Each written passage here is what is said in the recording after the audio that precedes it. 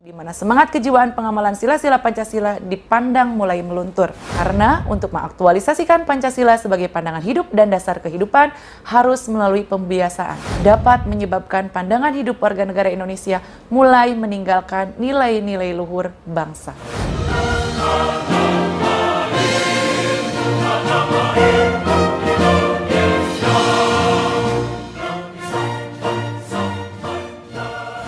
Assalamualaikum warahmatullahi wabarakatuh. Selamat pagi, salam sejahtera bagi kita semua. Para mahasiswa yang budiman, pada pertemuan sebelumnya kita telah membahas dinamika dan tantangan Pancasila dalam kehidupan berbangsa dan bernegara. Pertemuan kali ini akan dibahas Pancasila sebagai pandangan hidup. Uraian akan diawali dengan menjabarkan alasan pentingnya Pancasila sebagai pandangan hidup. Selanjutnya akan dipaparkan aktualisasi Pancasila sebagai pandangan hidup dan diakhiri dengan uraian mengenai dinamika dan tantangan Pancasila sebagai pandangan hidup. Mari kita mulai membahas materi Pancasila sebagai pandangan hidup bangsa. Para mahasiswa yang budiman, mungkin di benak kalian ada yang bertanya, mengapa mahasiswa harus memahami Pancasila sebagai pandangan hidup? Setiap bangsa yang ingin berdiri dengan kokoh serta memahami dengan jelas tujuan yang ingin dicapainya memerlukan sebuah pandangan hidup. Berdasarkan pandangan hidup yang diyakini suatu masyarakat akan berkembang secara dinamis dan menghasilkan sebuah pandangan hidup bangsa. Singkatnya, urgensi pendidikan Pancasila di perguruan tinggi adalah untuk menumbuh kembangkan aras pikir mahasiswa dalam mengelola tata nilai kehidupan sesuai dengan ideologi Pancasila.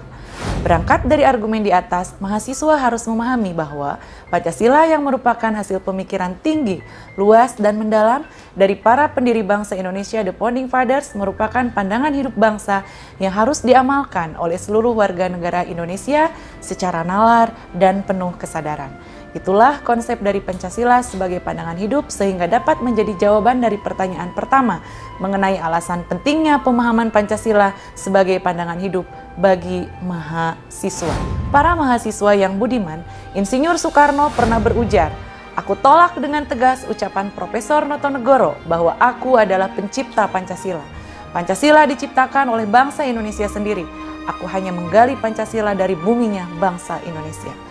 Pancasila terbenam di dalam bumi bangsa Indonesia 350 tahun lamanya. Aku gali kembali dan aku sembahkan Pancasila ini di atas persada bangsa Indonesia kembali.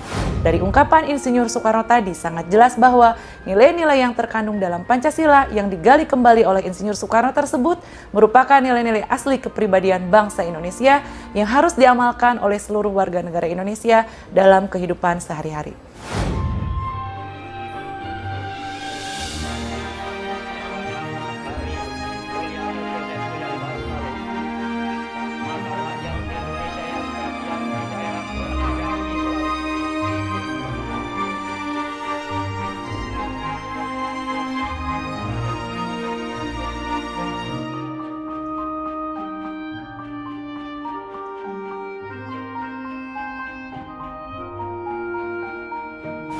Para mahasiswa yang budiman, uraian tadi merupakan penegasan bahwa Pancasila sebagai pandangan hidup sangat penting untuk dipahami oleh para mahasiswa sebagai generasi muda.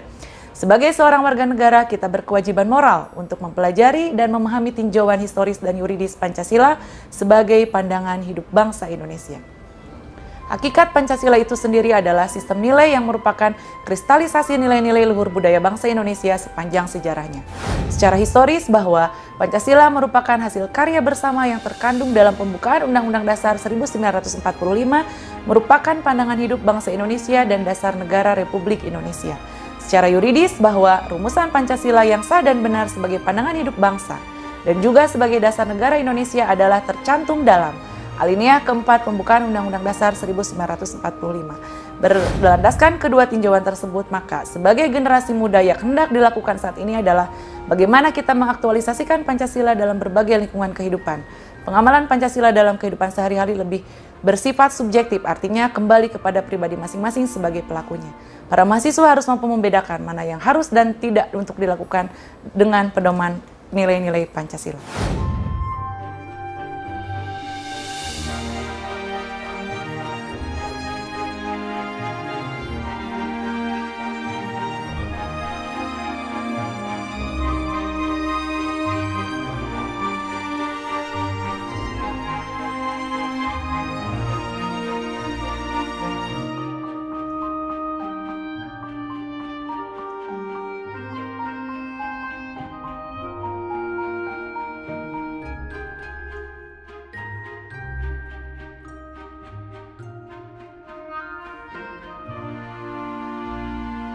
Para mahasiswa yang budiman, dewasa ini timbul fenomena yang merupakan sebuah ironi, di mana semangat kejiwaan pengamalan sila-sila Pancasila dipandang mulai meluntur.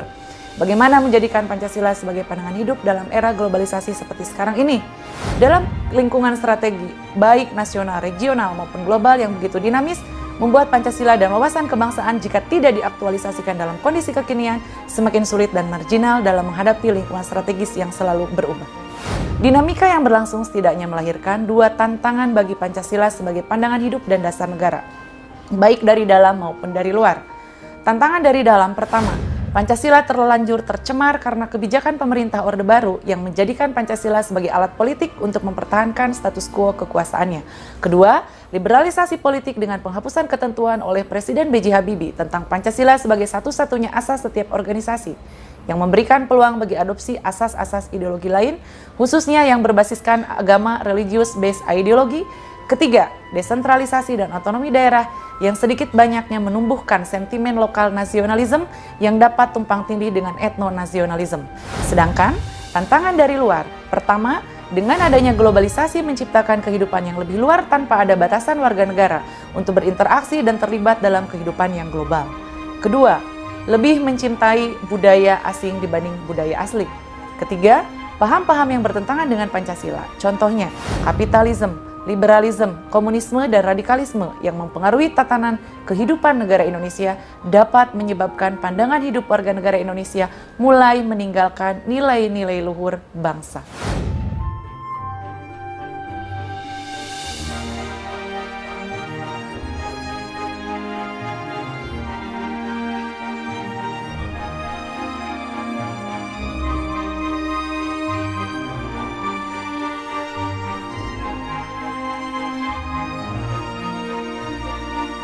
Para mahasiswa yang budiman, dari semua uraian di atas, maka kita dapat memahami bahwa Pancasila sebagai way of life harus diaktualisasikan dengan penuh kesadaran dan kesabaran.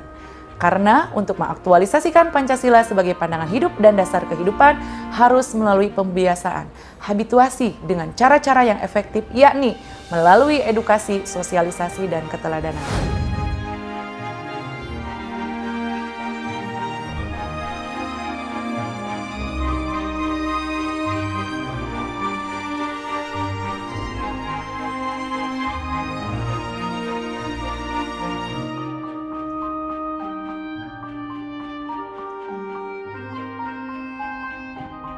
Para mahasiswa yang budiman, demikian perkuliahan kita kali ini.